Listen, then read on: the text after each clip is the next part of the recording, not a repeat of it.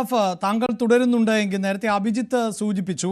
എങ്ങനെയാണ് അഭിജിത്ത്, ഏത് കോഴ്സിന്റെ ഭാഗമായിട്ടാണ്, എങ്ങനെയാണ് ഈ ചികിത്സാ രീതി, അതായത് അക്യുപഞ്ചർ ചികിത്സാ രീതി തുടരുന്നുണ്ട് എന്ന് അഭിജിത്ത് പറയുമ്പോൾ അതിന് അദ്ദേഹത്തിന്റെ എക്സ്പീരിയൻസ് പറയുന്നുണ്ട്, യോഗ്യത പറയുന്നുണ്ട്.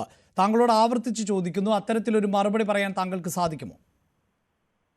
അല്ല, ഇപ്പോ നമ്മുടെ വിഷയം ഈ കുഞ്ഞുമായി മരണപ്പെട്ടതായതുകൊണ്ട് കുഞ്ഞുമായി മരണപ്പെട്ടതല്ല, അങ്ങനെ തെറ്റിദ്ധരിക്കേണ്ട താങ്കൾ. ഒരു അവസരങ്ങളിലേക്കോ ഇപ്പൊ നമ്മളൊരു മറുപടി തരാൻ അല്ല ഉദ്ദേശിക്കുന്നില്ല. അൽത്താഫ്, താങ്കളുടെ ശ്രദ്ധയ്ക്ക് വേണ്ടി പറയുന്നു. കേരളത്തിൽ ഇത്തരം ചികിത്സാ രീതികളോട് ഇതുമായി ബന്ധപ്പെട്ടല്ല ഈ ചർച്ച ആരംഭിച്ചപ്പോൾ സൂചിപ്പിച്ചു. ഇവിടെ ആന പ്രസവിക്കുന്നുണ്ടല്ലോ, പട്ടി പ്രസവിക്കുന്നുണ്ടല്ലോ, അവരൊക്കെ സിസേറിയൻ നടത്തുന്നുണ്ടോ എന്ന് പ്രസംഗിക്കുന്ന മതപുരോഹിതരടക്കമുണ്ട്. അതിന്റെ തുടർച്ചയായാണ് ഈ കുഞ്ഞിന്റെ വിഷയം ചർച്ച ചെയ്യേണ്ടി വരുന്നത്. അല്ല, ഇപ്പൊ ഇവിടെ ആരും മരിക്കാൻ പാടില്ലാത്തൊരു ചികിത്സ നിങ്ങൾ പറയും, മരിക്കാൻ പാടില്ലാത്ത മരിക്കൂല എന്ന് ഗ്യാരണ്ടി ഉള്ള ഒരു ചികിത്സ പറയല്ല. അതിലേക്ക് വരാം. അതിനു മുമ്പ് അലോപ്പതിയുടെ അടിമത്തത്തിലേക്കും ആളുകളെ കൊണ്ടുപോകാനുള്ള ഒരു കാര്യം ചിലർ നോക്കുന്നുണ്ട്. എല്ലാ അലോപ്പതിക്കാരും അല്ല, കുറെ അലോപ്പതി മാത്രമൊന്നുമല്ല, ആയുർവേദമുണ്ട്, മറ്റു പല ഹോമിയോപ്പതി പോലെയുള്ള ചികിത്സാ രീതികളൊക്കെ രാജ്യത്ത് തുടരുന്നുണ്ട്. അതൊക്കെ അംഗീകരിക്കപ്പെട്ടിട്ടുണ്ട് എന്നതാണ് ഇതിനകത്തെ വിഷയം. റെഗുലേറ്ററി ബോഡിയും കൗൺസിലും ഉണ്ടാക്കേണ്ട ഡ്യൂട്ടി സർക്കാരിനാണ്. അതെന്തിന്റെ അടിസ്ഥാനത്തിലാണ് അൽത്താഫ്? അതായത് നിങ്ങൾ കുറച്ചുപേർ നിങ്ങളുടെ ഒരു യോഗ്യത പറഞ്ഞാൽ അതിനെ സർക്കാർ അംഗീകരിക്കണമെന്നതാണോ? ഞാൻ പറഞ്ഞിട്ടില്ല. അല്ല, താങ്കൾ പറയുന്നത് എന്താണ്? നിങ്ങൾ പറയുന്നത് പോലെ സ്വതന്ത്രമായി കുറെ ആളുകൾ എന്താണ് ഡിഗ്രി എന്ന് പറയാതെ, എന്താണ് യോഗ്യത എന്ന് പറയാതെ, എന്താണ് ഇതിന്റെ ശാസ്ത്രീയത എന്ന് പറയാതെ ഇതൊരു ചികിത്സാ രീതിയായി യോഗ്യതയൊക്കെ പറയേണ്ടത് ഒരു നാണമില്ലേ അതിന്? പത്രക്കാരിങ്ങനെ പബ്ലിക്കായിട്ട് വിളിച്ചിങ്ങനെ ചോദിക്കുമ്പോ എല്ലാരും നമ്മൾ ഡിഗ്രി തീർച്ചയായും ചോദിക്കുക തന്നെ ചെയ്യും അൽത്താഫ്.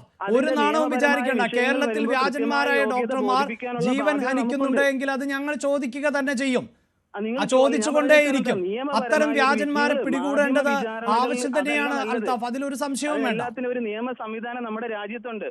അത്തരം വിഷയങ്ങൾ വരുമ്പോ കൃത്യമായി അങ്ങനെ മാനേജ് ചെയ്തുകൊണ്ട് തന്നെയാണ്. അല്ല, താങ്കളൊരു സർക്കാർ സംവിധാനത്തിൽ ഒരു ജോലിക്ക് പ്രവേശിക്കുമ്പോൾ താങ്കളോട് സർട്ടിഫിക്കറ്റ് ചോദിക്കുന്നത് നാണക്കേടാണ്.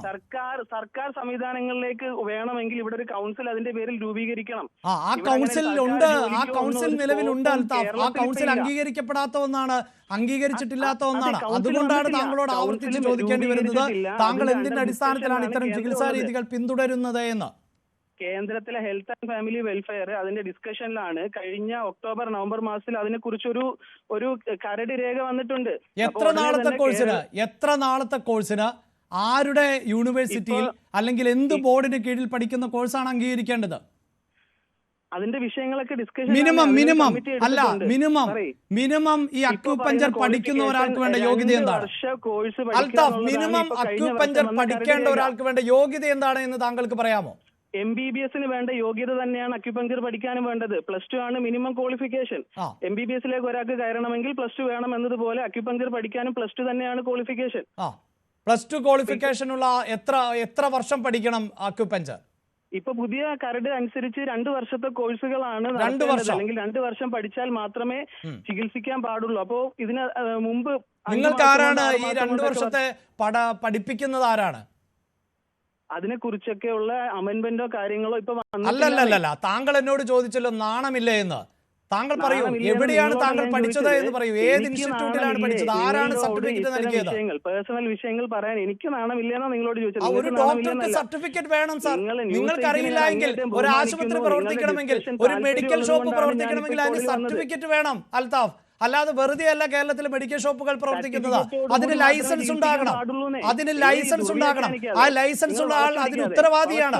ഒരു ആശുപത്രി നടത്തണമെങ്കിൽ ലൈസൻസ് ഉണ്ടാകണം, ഒരു ഫാർമസി നടത്തണമെങ്കിൽ ലൈസൻസ് ഉണ്ടാകണം. താങ്കൾ പറയുന്നത് പോലെയൊന്നും അല്ല കാര്യങ്ങൾ. ഒരു ധാർഷ്ട്യവുമല്ല. താങ്കൾക്ക് മറുപടി ഉണ്ടെങ്കിൽ അത് പറയും. മരിച്ച വിഷയങ്ങളിൽ നിങ്ങൾ അതിനെപ്പറ്റി അന്വേഷിക്കണം. എന്തുകൊണ്ട് അലോപ്പതിയിൽ അല്ല, താങ്കൾക്ക് എവിടെയാണ് പഠിച്ചത് എന്ന് പറയാൻ സാധിക്കാത്തത് എന്തുകൊണ്ടാണ്? ഏത് ഇൻസ്റ്റിറ്റ്യൂട്ടിലാണ് പഠിച്ചത് എന്ന് പറയാൻ പറ്റാത്തത് എന്തുകൊണ്ടാണ്? നിങ്ങൾ പേഴ്സണൽ ഇൻഫർമേഷൻ നമുക്ക് പേഴ്സണൽ അല്ല. ഒരു ഡോക്ടർ പഠിച്ചത് എവിടെയെന്ന് ചോദിക്കുന്നത് എങ്ങനെയാണ് പേഴ്സണൽ ആവുന്നത്? എന്ത് ലൈസൻസ് ആണ്, എന്ത് സർട്ടിഫിക്കറ്റിന്റെ അടിസ്ഥാനത്തിലാണ് നിങ്ങൾ ചികിത്സ നടത്തുന്നത് എന്ന് ചോദിക്കുന്നത് എങ്ങനെയാണ് പേഴ്സണൽ ആവുന്നത്? മഴയത്ത് മഞ്ഞപ്പിത്തം വന്ന കുട്ടിയെ കുളിപ്പിച്ച് മരിച്ചു എന്ന് തെറ്റായ വാർത്തകൾ കൊടുത്ത മാധ്യമ പ്രവർത്തകരുള്ള നാടാണിത്. അതിനെ ചോദ്യം ചെയ്യൂ, അതിനെ ചോദ്യം ചെയ്തുകൊള്ളൂ. നിങ്ങൾക്ക് ചോദ്യം ചെയ്യാം, നിങ്ങൾക്ക് പരാതി കൊടുക്കാം, നിങ്ങൾക്ക് കേസ് കൊടുക്കാം, അതൊക്കെ നിങ്ങളുടെ സ്വാതന്ത്ര്യമാണ്. മരിച്ചത് എന്ന് പറഞ്ഞ സ്ഥലമാണ്. ഡോക്ടർ ജേക്കബ് പുലയലിനെ പോലെയുള്ള ആളുകളുടെ വാക്സിൻ വിഷയത്തിൽ കൃത്യമായി ചർച്ച നടക്കാത്ത സ്ഥലമാണ് നമ്മുടെ കേരളം.